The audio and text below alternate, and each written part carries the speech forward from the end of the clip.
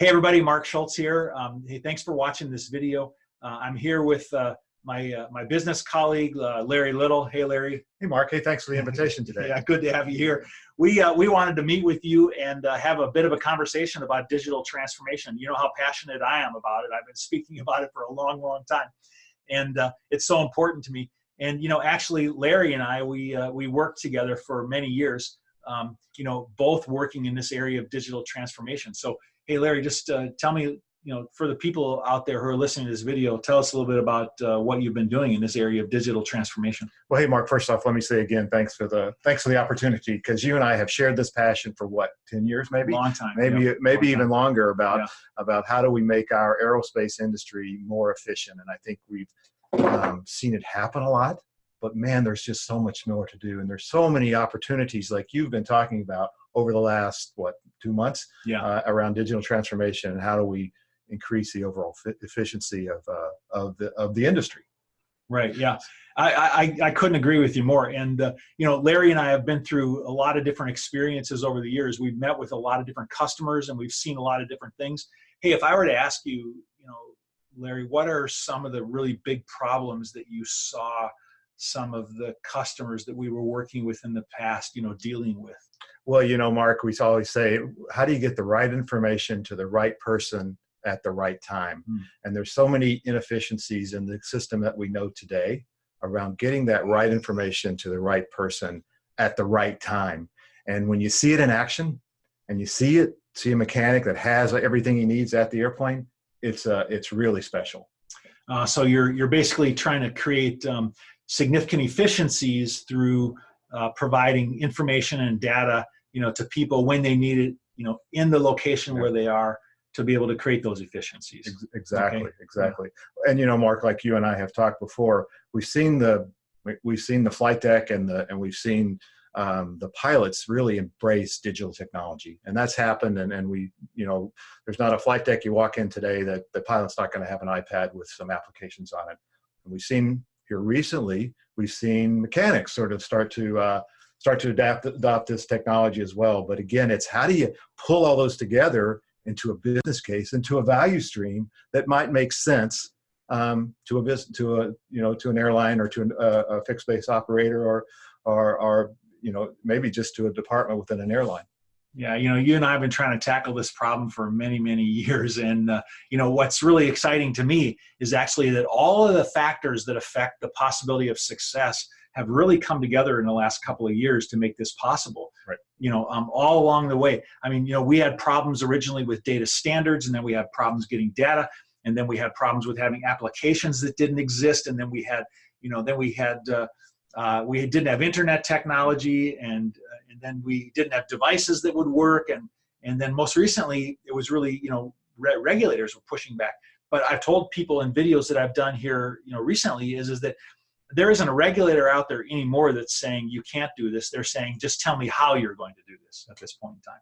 Has that been your experience as well? You know, absolutely, absolutely, Mark. And I think you and I have talked about this before too.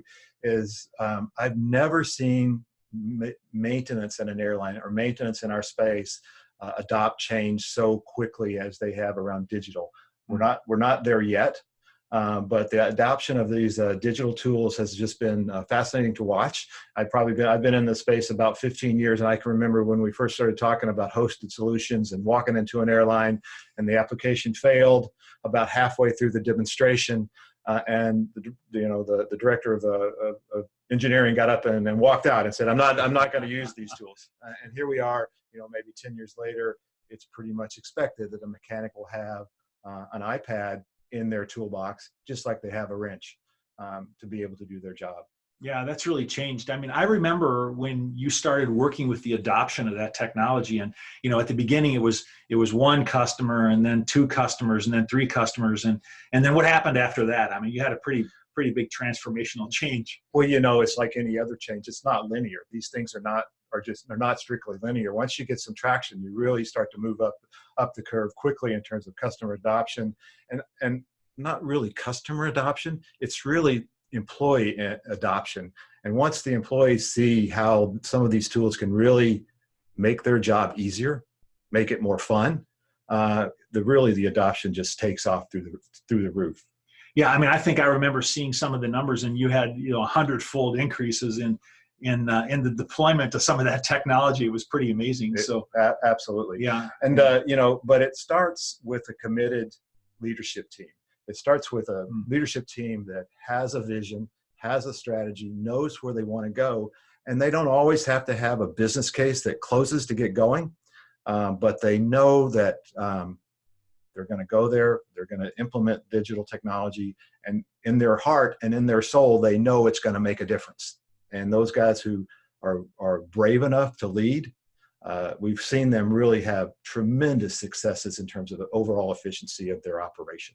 Yeah, I really agree with that. I think that belief and enthusiasm are a critical part of digital transformation. They really are. Yeah. And you said it, Mark, but that enthusiasm piece is so important. And because along the way, you're going to fail. There are going to be failures, and you're going to have some frustrations, and you're going to go home at night and say, why am I doing this? But the guys who have been willing to stick with it and know in their hearts they're doing the right thing have been wildly successful. I mean, to the tunes of efficiencies in the 20 or 30% range in a maintenance operation, which is just, it's huge. That's really significant. I've seen those same kind of efficiencies as well. People think that's hard to believe that you can actually achieve those kind of efficiencies. But I've really seen efficiencies that are 20, 30, 40% reductions in labor, as a result of using some of the technologies that you've deployed in the past. Absolutely. And, we talk a little bit about leadership and the commitment from upper leadership to make this happen, maybe where you don't completely have a solid business case, but that there's the right thing. But it also takes a commitment to your employees. We had one airline that decided to adopt digital technology, and there were some guys that just said, no, I don't want to do this. But as they started using some of the technologies, as they started using the iPads and the integration, they really started enjoying their job more. They got more satisfaction because they felt like, well, I'm not wasting a bunch of time running in and out looking for information. I'm really more efficient in everything that I'm doing. Now, I agree with that. My experience has been, people always say, oh, well, the people are going to resist the change or resist the technology. But my experience is that when people see the value in what it is that they're doing, and they see the return and that this really works, that people embrace that. Absolutely. Yeah, absolutely. Yeah. I've seen, I had one implementation that we did where there was a couple of people that were late adopters, and they were having difficulty grasping the technology. And once they got the technology in their hands, it wasn't long before I saw those late adopters actually training people and showing them, hey, no, this is how you do this. This is the way you use this. And them actually embracing it to the point where they're teaching other people on how to do it. Absolutely. Yeah. So we've talked about a little bit about leadership and vision. Tools and processes are really important. Having employee buy-in and having the employees understand that, hey, this really does make my job more fun and more interesting. Those are all just key elements of a basic change management process that really helps implement these ideas that we're talking about. But one thing we haven't talked about, Mark, is pilots have iPads, the mechanics have iPads, or mobile devices, if you will, but they don't really talk to each other. So our real next challenge is, how do we integrate this into a truly, I'm going to just say, paperless value stream from the flight deck to the mechanic to the hangar to maybe at the end of a lease transition. That sort of end-to-end integration is our real next challenge. And you got to be committed, because they're large systems that people use to do those things today. So, the problem is so big and so complex. I mean, how do we really approach that? I mean, how do we take something that seems so big, and there's so many systems that exist in an operation today? How do we even address that? How do we even tackle that kind of a problem? Yeah. And, I don't know if I want to say this, but I'm just going to go out there, Mark. Start small, or not, I'm just going to go out there, think big, start small, and go fast. It really helps to go do some private projects, and it's okay to fail. It's okay to fail, because you learn so much when you fail. We do these videos and we fail, and we learn a lot about them. Yeah. Hey, it's really funny. I recently heard a story about someone who was really extremely successful in their life. And they said when they were young, that when they would come home from their school, all right, their father would ask them, tell me where you failed today. all right? And the reason that they did that is to encourage them that they needed to try new things, and it was okay to fail, and that was just part of the process. And the end result was the person became more and more successful because they tried more things and they weren't afraid to fail. And so I think that's exactly what you're talking about, is that we need to be not afraid to be able to implement things, because it might not be successful, but in the end, it becomes more and more successful with every iteration that we go through the process. And the other thing I mentioned is you do have to start. And, yeah. Right. You can't just sit still. Right. You can't just sit still, Yeah. and you can't just overthink it. You do have to start and take the risk that I'm going to do this, and they're going to see some people in your organization who are going to not agree, and it takes a strong constitution to be able to stick with it and really do that. So, but you have to make the leap and just start. And what we've seen from leaders that have done that, they've been really successful. Not always happy along the path, but successful. Yeah. Now, Larry, I've seen you in the execution phase of things. Start small, like what you talked about. All right. And many times I've heard you use the word minimum viable product. All right. And I know that sometimes people try to tackle everything all at once, and it's very complicated and very difficult to be able to do that. I mean, tell me what your thoughts are on starting small. What do you really mean by that? Well, I think it's, what we saw at one airline is they picked an airline, let's say it's an airline of about, that had 50 airplanes. So they have a pretty large mechanic and engineering staff. They picked 20 mechanics, and they said, we're going to start with these 20 mechanics. We're going to run a 90-day project to see if we can actually measure efficiency. So really a subgroup of mechanics were helped to make the digital transformation. They were given the tools and processes. They were given the vision from their leaders. And so they were actually very successful. And what happens is this one group is successful, but all these guys who are sitting around, kind of watching, it's like, well, how come I don't have all these great tools and processes? So it tends that if you start, that's one place where we started small with 20 mechanics over a period of it was actually 90 days, and then we're able to truly measure financial gain from implementing digital tools and process. And now you think about it, that was just introducing like an iPad. What if these things had been integrated with the flight deck and integrated with the back-end systems, integrated at the MRO? How huge a change you could make. But first step, start with a few engineers and mechanics, get them to buy in, and that's how that's been my experience in using and implementing these tools and processes. Yeah, start small, but it grows quickly, is what you were saying. It does grow quickly. Yeah, and we all know that our senior leaders are going to want to understand the financial benefits, because it does take an investment to make this happen. So if you have some true benefits that you're able to characterize or quantify in a matter of 90 days, it's really powerful. Yeah, that makes sense. I mean, if we looked at business cases and what are some of the key factors, that we've really gained efficiencies from? I mean, what are some of the things that roll up into a business case, in the past? Yeah, that's a great question, Mark, because certainly, am I in our industry, in the aerospace industry, or the airline business, the commercial airline business in particular, the delay cost is huge. And am I decreasing delays? That's one of the biggest, I think, easily measured item is how many delays or how much delay time am I impacting by making a digital transformation. But there's some other things that go, there's two pieces of a business case. There's the piece you can quantify, and there's the qualitative piece. And we've talked about that a little bit with the employees. Are they happier? Are they doing their job better? Are they doing their job in a more safe manner? Those are all pieces that go into a business case that help you tell the story. Yeah, having an engaged workforce, and motivated, engaged workforce that likes what they're doing, they like the tools they have, and they feel good about the work that they're performing is an important part of efficiency, because you can gain so much when people, have the tools to do their job at that point. Right. So obviously in a business case, you have to quantify it, and delays are one of the easiest ways to quantify. There also be some other cost savings, along the way. I think, Mark, in some of your experiences, you've shown tremendous savings by people moving to these new systems in a hangar environment. And it's like I said, it starts at the flight deck, the mechanic, to the hangar.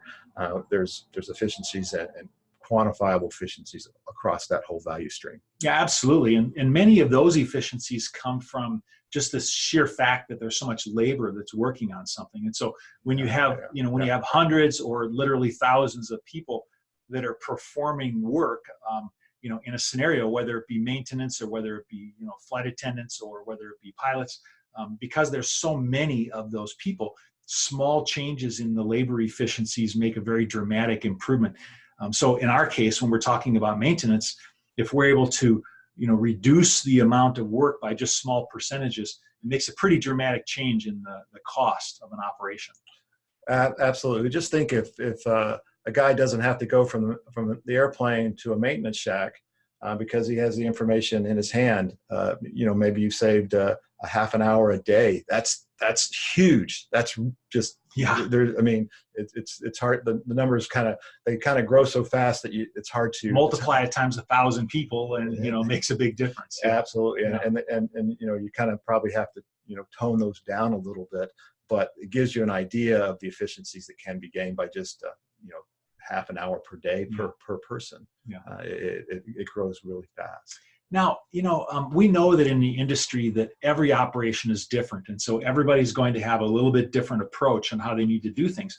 And the other way I like to say it too is that, there's no operation that's starting from zero, right? Right. They're all on some journey, toward what we're calling digital transformation, right?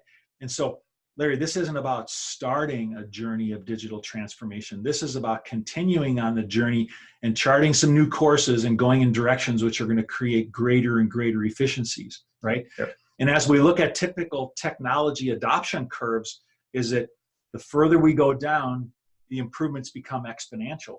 And I think you saw those when you were doing deployment of technologies, where you saw people rapidly, adopting at larger rates, which gave them even bigger and bigger returns as the journey continued and became more mature. Absolutely. Yeah, you're spot on. Let me ask you something, Mark. What is digital transformation to you? Well, it's kind of what I was beginning to say right now is that digital transformation is really an organization which is leveraging the businesses that they have, the business processes that they have, and now infusing new technology and being able to leverage that new technology to create greater and greater efficiencies like they never have before. So one way is to create new efficiencies, right? But when we worked together at the manufacturer, sometimes people needed to, because of the necessity of the environment, to implement new technology and do digital transformation. So they may have implemented a new aircraft type, which mandated the use of new technology. And so you may have found yourself using normal business practices in maintenance, which you've done for many, many years, but enter new technology, which required the use of new software or new tools. And the end result was that you were needing to change your processes using the new technology because of the implementation of those new aircraft types, for example, right? So, So in that case, you're talking about digital transformation as a result of the new technology. Now, why are you implementing the new technology? Well, it's because of the benefits that you were getting from the airframe. It's because of the fuel efficiencies that you were getting and the more reliable aircraft and so all of those. And so the benefits were coming from the implementation of that aircraft as a whole. But the result is that you had to implement new technologies, and the organization had to transform themselves because of the implementation of those new technologies. Right. Yeah. And I would agree with you, Mark. And I think we all would say that we've seen digital transformations happen in almost every industry, whether it be the retail industry, whether it be the healthcare industry, whether it be the pilot community. We haven't seen it quite go there in the maintenance. And people say, well, I can't make the digital transformation because I'm a highly regulated industry. But I believe that the regulators today are willing to work with airlines to help them become more efficient. and that an e-signature is just as powerful as a paper signature. We don't have bank statements anymore. We get online to see our bank statements. We just have to get there in the maintenance world as well. Yeah, these things are becoming a normal practice. Like we said at another time, is regulators are not saying, no, we're not going to accept that as a method of compliance. They're just saying, tell us how this method of compliance is going to meet our expectations. How is it going to be as good as what you were doing before, or better than what we were doing before? And what I've found, what my experience has been, is that once the regulators see the visibility and the control that they have with the digital environments, they're not only saying we want that, this is a good thing, but they're saying we want this. I mean, this is really a necessity for us to be able to do our job. You're spot on, Mark. Having a digital record is so much more powerful than a dirty fingerprint task card. It's easily retrieved, it's easily found, and I think the regulators are coming along to that view as well, that these digital tools not only help with compliance, but they're so much easier to access and to understand what the history of an aircraft or airplane might have been. Yeah. Now, there are some other aspects. We've talked in the past a little bit about safety. Is that so? An aspect, of course, is that within the airline industry, everything that we do is done within the scope of creating a safe kind of an environment. All right. But as we move forward with digital transformations, is that what are your thoughts on how that can help create a safer operating environment? Well, Mark, how many times have you seen someone in a flight deck walk into the flight deck and try to write down a fault code, and they might miss it by a couple of numbers, or they might miss it, and just not get the fault code right because they're doing it manually,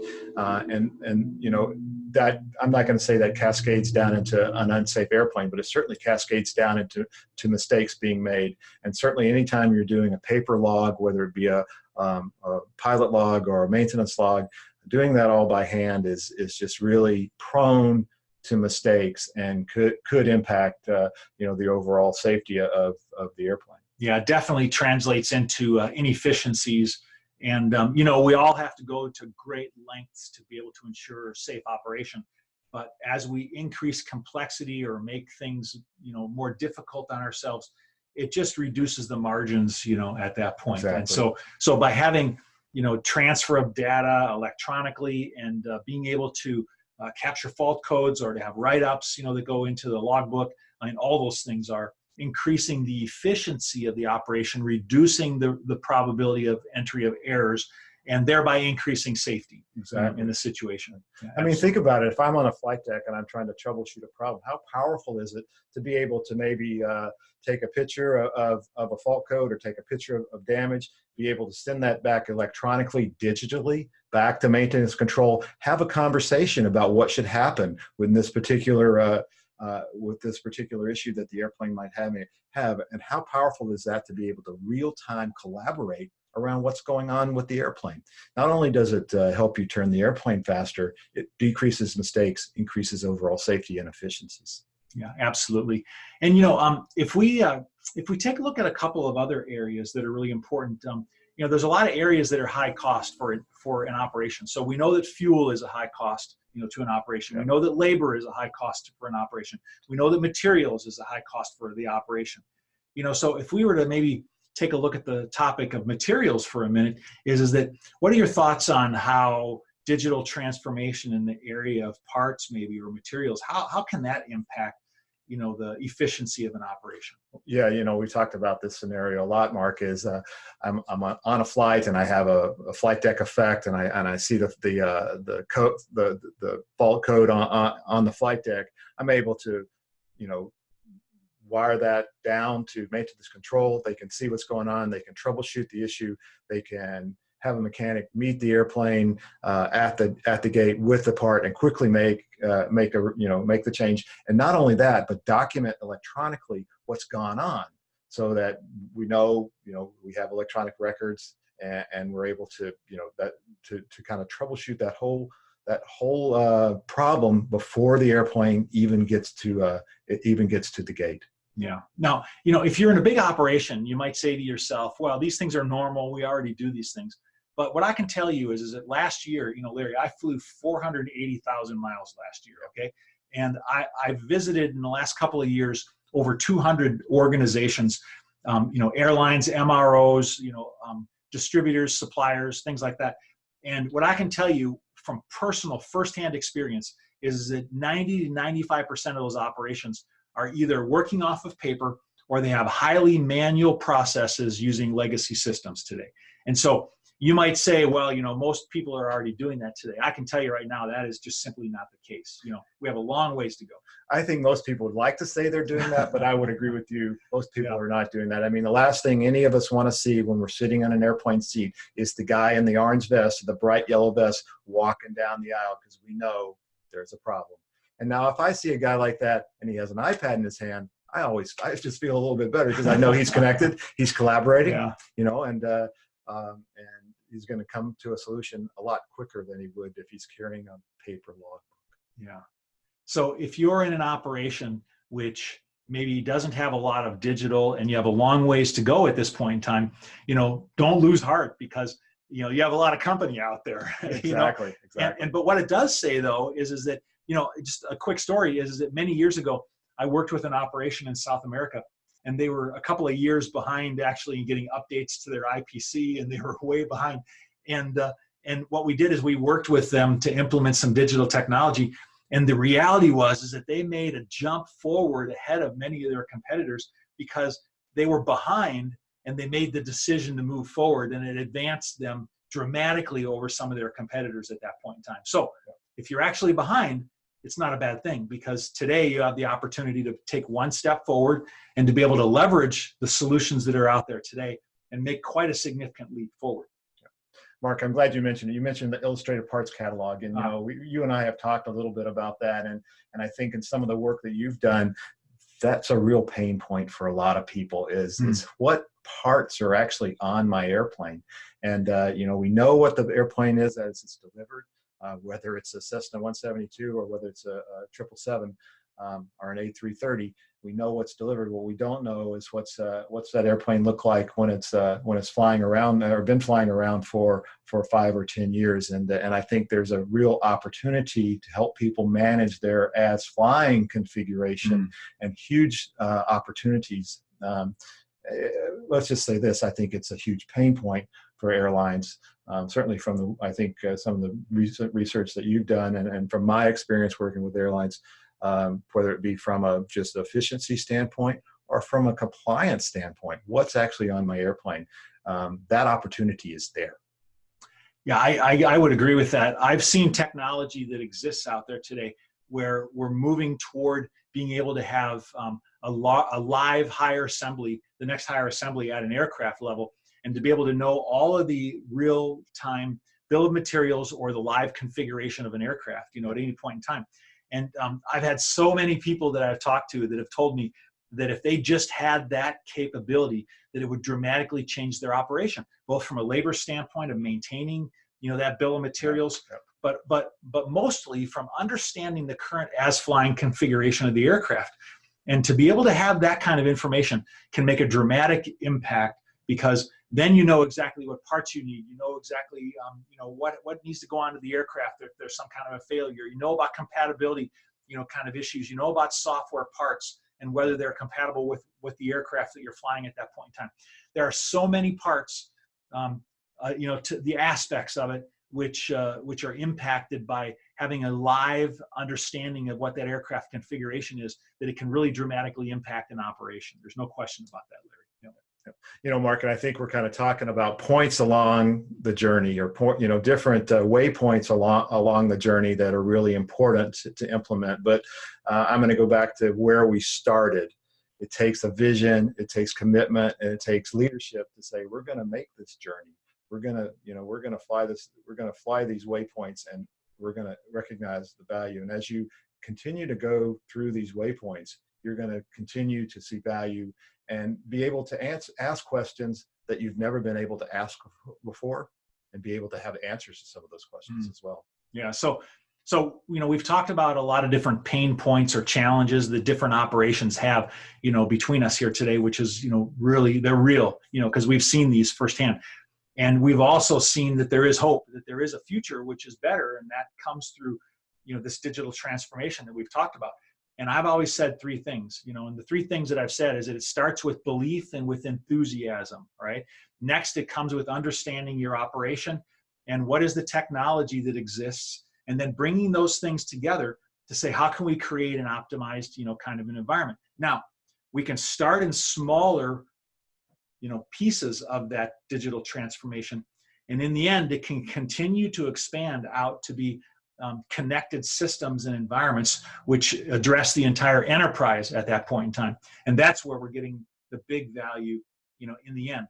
And if you're worried about the fact that, hey, I don't know where to start, I don't know what to do, I don't know how we can get there, Larry and I have done this for many years, and we work with a group of people who have the kind of experience to be able to understand, the operations that are out there today, the airlines that are out there, the MROs that are out there, the kind of challenges that people have had, the kind of solutions that exist out there. And we've worked with many IT organizations over the years to be able to bring together these ideas. And we're here today to say that it is possible for you to be successful in this arena. You can do this. And Larry and I would like to have a conversation with you about this. And we would like to offer to you to reach out to us and let's start a conversation. I always say, let's start a conversation on this subject. We'd like to hear about what some of your pain points are. We've talked about them. What are some of the challenges that you have in your operation? Reach out to us. Either give a comment to this post that we've made here today, or send us a direct message and let us know what some of your challenges are. Let's start a discussion. Let's see if we can't help the industry to be able to move forward faster and further than we ever have before. Hey, Mark, what you said, I'm not sure I could say it more succinctly than you said. And it's kind of, I don't even know if I should say this or not. It's a little bit embarrassing that between us, we probably represent 70 years, 70 years of aerospace experience. Yeah. And we've seen, certainly over the past 20 years, been both of us deeply involved in people making the digital transformation. And I think you understand the pitfalls as well as I do. And we'd like to be able to share some of those experiences. Yeah, reach out to us. Let us know your experiences, and let's start a conversation. Thanks, everybody. We appreciate your time and listening today. And I just wanted to say, as I sign off all the time, fair winds and following seas to you, and have a great day.